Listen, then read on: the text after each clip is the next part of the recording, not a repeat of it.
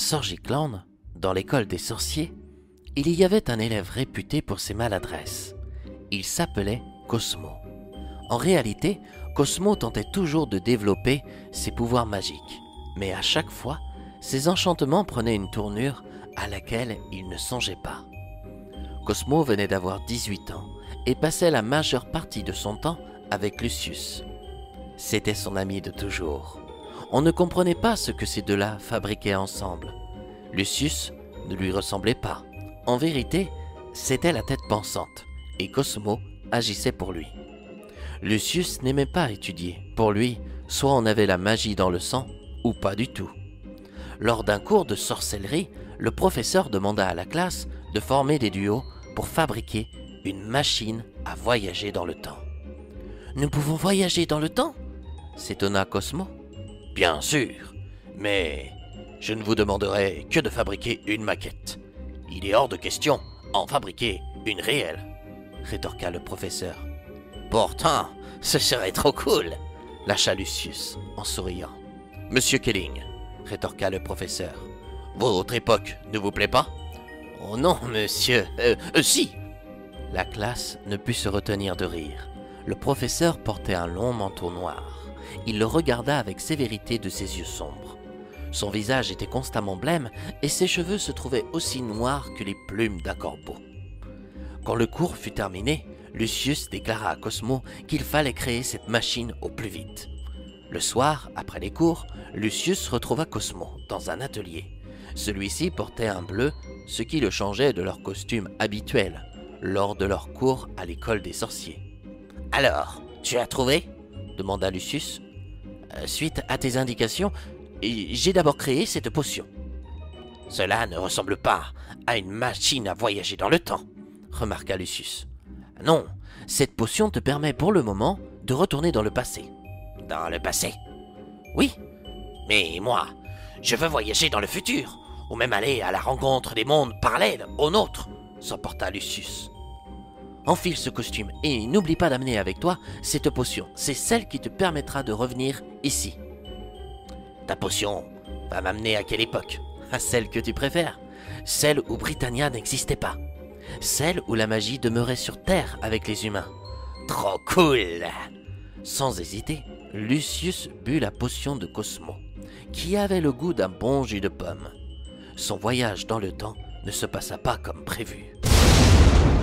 À la suite d'un éclair, Lucius apparut sous les traits d'un bébé grenouille. « Oh bordel! J'ai oublié d'y ajouter de la poudre de pieuvre pour augmenter la puissance de celle-ci !»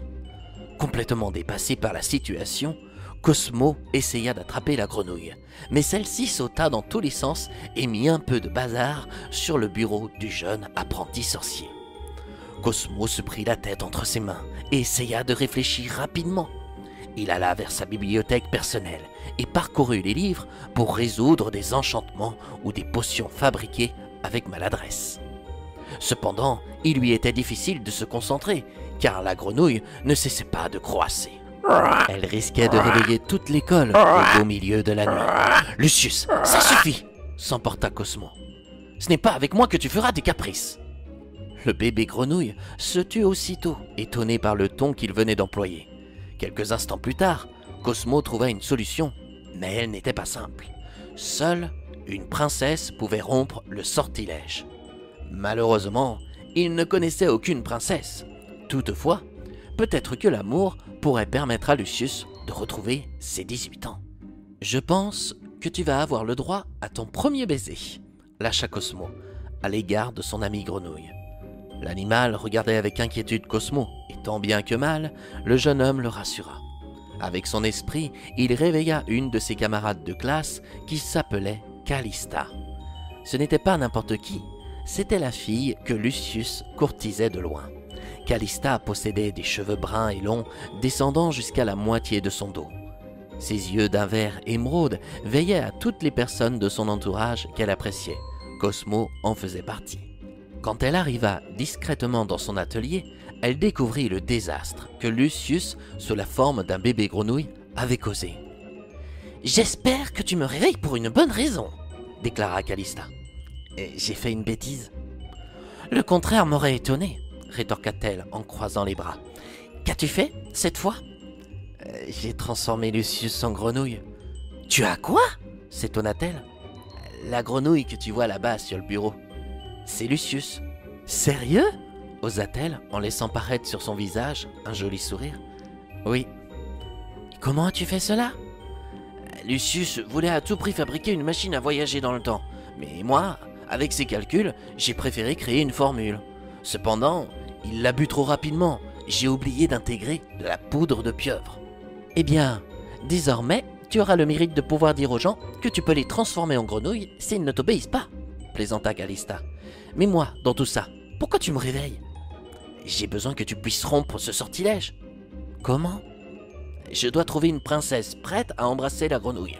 Mais je ne suis pas une princesse, révoqua Calista. Je le sais, mais tu es celle qu'il désire, avoua Cosmo. Lucius me désire? Plus que tu ne l'imagines. La grenouille croassa. Calista s'en approcha et, contrairement à Cosmo, elle n'eut aucune peine à la prendre dans ses mains. Elle caressa le bébé grenouille et trouva que Lucius demeurait plus sympathique sous cette apparence. « Tu parais beaucoup moins froid ainsi. »« Vas-tu l'embrasser » s'inquiéta Cosmo. « À une seule condition, » rétorqua-t-elle. « Laquelle ? Que vous me laissiez travailler avec vous pour t'éviter de futures maladresses. »« Je pense que Lucius n'y verra aucun inconvénient. »« Marché conclu ?»« Marché conclu » approuva Cosmo. Avant d'embrasser l'animal, la jeune femme avoua que son plat préféré demeurait les cuisses de grenouille. Quelle ironie! Si on lui avait dit qu'un jour, il lui fallait en embrasser une pour trouver l'amour. Lorsqu'elle posa ses lèvres sur elle, Lucius retrouva son apparence d'humain. Il était prêt à se jeter sur Cosmo, mais finalement, il se retint et déclara « Cette expérience m'aura permis de réaliser une chose. »« Laquelle ?» demanda Cosmo. « Qu'on n'obtient jamais ce que l'on désire en se servant des autres. Je t'avais demandé de m'aider à voyager dans le temps, mais à la place, tu me permets de recevoir un baiser de Calista. Et il faudrait peut-être demander à Cosmo de créer un filtre d'amour pour voyager dans le temps, supposa Calista. Les trois élèves se regardèrent et se mirent à rire de bon cœur. Ils avaient frôlé la catastrophe. Heureusement que Calista avait aidé Lucius à retrouver son apparence d'apprenti sorcier, sinon elle se serait faite un plaisir de déguster ses petites cuisses. En tout cas, j'espère que tu apprendras qu'il n'est jamais mieux d'être servi que par soi-même, déclara Calista à l'égard de Lucius. Ça, c'est sûr. T'inquiète pas, je me souviendrai des expériences de Cosmo, l'apprenti sorcier.